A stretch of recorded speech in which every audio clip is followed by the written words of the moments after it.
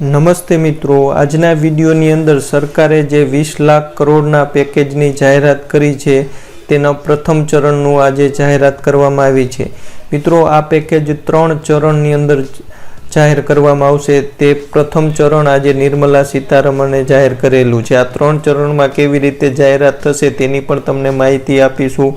સાથે સાથે ખાસ તો આજે પેકેજની અંદર પ્રથમ ચરણની અંદર જે જાહેરાત કરવામાં આવી છે તે કઈ કઈ જાહેરાત છે, તેની અંદર કોને લાભ મળશે, કેટલો લાભ મળશે અને આ જે જાહેરાત છે તેની માહિતી તમને આપી રહ્યો છું। તે ઓફિશિયલી માહિતી છે, તો ખાસ વિડીયો અંત સુધી જોજો। મિત્રો, વિડીયો શરૂ કરવું એ પહેલાં વિનંતી છે, આ ચેનલ ઉપર નવા હોય હજી સુધી સબસ્ક્રાઈબ નથી કરી તો ચેનલને સબસ્ક્રાઈબ કરી લેજો। બેલ આઇકન પ્રેસ કરી ઓલ ઉપર ક્લિક કરજો, જેથી આ ચેનલ ઉપર જેવો વિડીયો અપલોડ થાય તરત જ તમને સૂચના મળી જાય। તો મિત્રો, ચાલો આપણે સ્ટેપ બાય સ્ટેપ પ્રથમ ચરણની અંદર જે જાહેરાત થઈ છે તે તમામ જાહેરાતની માહિતી મેળવી। કરદાતાઓ માટે જે મોદી સરકારે મહત્વપૂર્ણ જાહેરાત કરી છે તેની અંદર જોઈએ તો જે આઈટી રિટર્નની તારીખ છે તે વધારીને 30 નવેમ્બર 2020 સુધી કરાઈ છે। પછી માર્ચ 2021 સુધી ટીડીએસ અને ટીસીએસ દર છે તે 25%નો ઘટાડો કરવામાં આવ્યો છે। આ પણ મોટો ફાયદો છે। જે ટીડીએસ અને ટીસીએસના દર છે તેની અંદર 25%નો ઘટાડો થયો છે। ટેક્સ ઓડિટ 31 ઓક્ટોબર સુધી કરી શકશો, એટલે ટેક્સ ઓડિટની તારીખ પણ 31 ઓક્ટોબર સુધી વધારો કરવામાં આવ્યો છે। આ નિર્ણયથી ₹50,000 કરોડનો લાભ કરદાતાઓને મળશે, એટલે કરદાતાઓને ₹50,000 કરોડ સુધીના આ નિર્ણયથી રાહત થશે। આ તો થઈ જે કરદાતાઓ માટે મોદી સરકારે મહત્વપૂર્ણ નિર્ણય કર્યા છે તે। આગળ હવે બીજું જોઈએ તો જૂન, જુલાઈ અને ઓગસ્ટ માસ માટે કર્મચારીઓને નોકરીદાતાના 12% પીએફનો હિસ્સો સરકાર ચૂકવશે। આ પણ એક મોટી જાહેરાત છે। તેના હિસાબે 3.66 લાખ કંપનીઓના 72.22 લાખ કર્મચારીઓને આની અંદર ફાયદો થશે। હવે છે આ 3 માસ માટે સરકારી કંપનીઓમાં કર્મચારીને પીએફમાં 10% ફાળો આપવાનો વિકલ્પ અને સરકારનો ફાળો 12%નો રહેશે। હવે ટેક હોમ સેલરી વધે તે માટે ઈપીએફઓ દાયરામાં નહીં આવતા કર્મચારીઓને હવે પીએફમાં 10% ફાળો આપવાનો વિકલ્પ છે।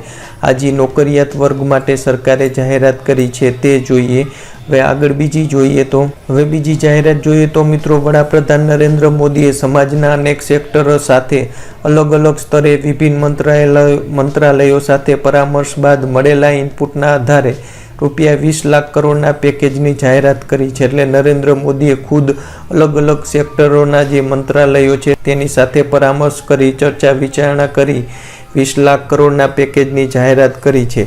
હવે અર્થતંત્રમાં પ્રાણ ફૂંકવા તથા સ્થાનિક ઉદ્યોગોને પ્રોત્સાહન આપવાના હેતુથી ₹20 લાખ કરોડના પેકેજની જાહેરાત થઈ છે। સતત 3 દિવસ આ પેકેજ પર નિર્મલા સીતારમણ વિસ્તૃત જાહેરાત કરશે।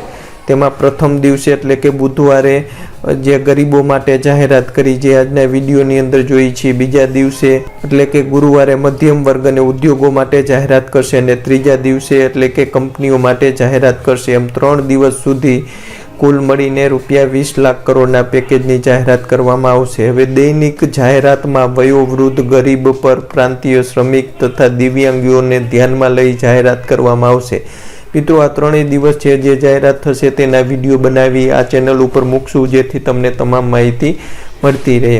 મિત્રો, MSME એનો અર્થ શું થાય તો ministry of micro, small and medium enterprise એવો અર્થ થાય છે। એટલે તેની હેઠળ જે ઉદ્યોગો સંકળાયેલા છે તેની વાત છે MSME। મિત્રો, MSME શું છે, તેના હેઠળ ક્યાં ઉદ્યોગો આવે છે તે અંગેનો ડિટેલ વિડીયો બનાવી હું આ ચેનલ ઉપર મૂકીશ। મિત્રો, MSME હેઠળ જે ઉદ્યોગો આવે છે તેને 3 લાખ કરોડની બોજમુક્ત લોન આપશે। તેની મુદત 4 વર્ષની હશે, 1 વર્ષ સુધી વ્યાજ નહીં હોય અને ઓક્ટોબર મહિના સુધી તેનો લાભ લઈ શકશે। હવે MSME ₹3 લાખ કરોડની બોજમુક્ત લોનથી 45 લાખ એકમો છે જેને એના અંતર્ગત ફાયદો થશે। એકમોને પુનઃ વ્યાખ્યાયિત કરાશે। હવે મૂડી રોકાણ ઉપરાંત ટર્નઓવરના આધારે એકમોને વ્યાખ્યાયિત કરાશે। એટલે એનો વિડીયો હું તમને ડિટેલમાં આપીશ કે MSME તેની વાત છે કે તેના હેઠળ જે ઉદ્યોગો આવે છે તેને પુનઃ વ્યાખ્યાયિત કરાશે। તેમજ જે રીતે ટર્નઓવર છે, કેટલા લાખ કરોડનું ટર્નઓવર કરે છે, કેટલા લાખનું ટર્નઓવર કરે છે, કેટલા કરોડનું ટર્નઓવર કરે છે, તેના આધારે તેને પુનઃ વ્યાખ્યાયિત કરાશે કે તે લઘુમાં આવે છે, મધ્યમમાં આવે છે કે કયા ઉદ્યોગની અંદર આવે છે? રાજ્ય સરકારની બાંહેધરીના આધારે વીજ વિતરણ કંપનીઓને એક વખત માટે ₹90,000 કરોડની જોગવાઈ કરાશે. NBFC, હાઉસિંગ ફાઇનાન્સ કંપનીઓ તથા માઇક્રો ફાઇનાન્સ ઇન્સ્ટિટ્યુશનને ધિરાણ મળી રહે તે માટે ₹30,000 કરોડની સ્પેશિયલ લિક્વિડિટી સ્કીમ લવાશે. એટલે તેનાથી તેને પણ ફાયદો થશે, વધુ લોનો મળશે. શહેર વિકાસ મંત્રાલય દ્વારા રાજ્ય સરકારોને માર્ગદર્શિકા બહાર પાડીને 6 મહિના માટે બિલ્ડર્સને રાહત અપાશે. એટલે જે બિલ્ડર્સનો ધંધો કરે છે તેના માટે પણ 6 મહિના સુધી રાહત મળશે.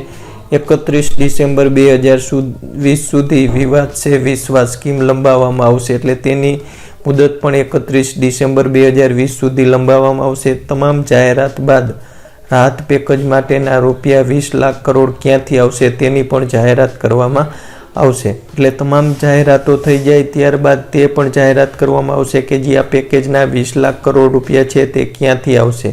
અને ખાસ એ રિટર્ન ભરવાની તારીખ લંબાવાઈ હોવાથી એપ્રિલ મહિનાના GST કલેક્શનના આંકડા છે તે 30મી જૂન બાદ મળી શકશે. મિત્રો, જે આ લેટેસ્ટ માહિતી હતી જે આજે સરકારે જાહેરાત કરી છે તેની માહિતી તમને આપી છે પ્રથમ ચરણની જાહેરાતની. આગળ તમને બીજા અને ત્રીજા ચરણની જાહેરાતનો વિડીયો પણ બનાવી આ ચેનલ ઉપર મૂકશું. તો ખાસ આ ચેનલને સબસ્ક્રાઈબ કરી લેજો. વિડીયો ગમ્યો હોય તો લાઈક કરજો અને વિડીયોને શેર કરજો. જય જવાન, જય કિસાન, જય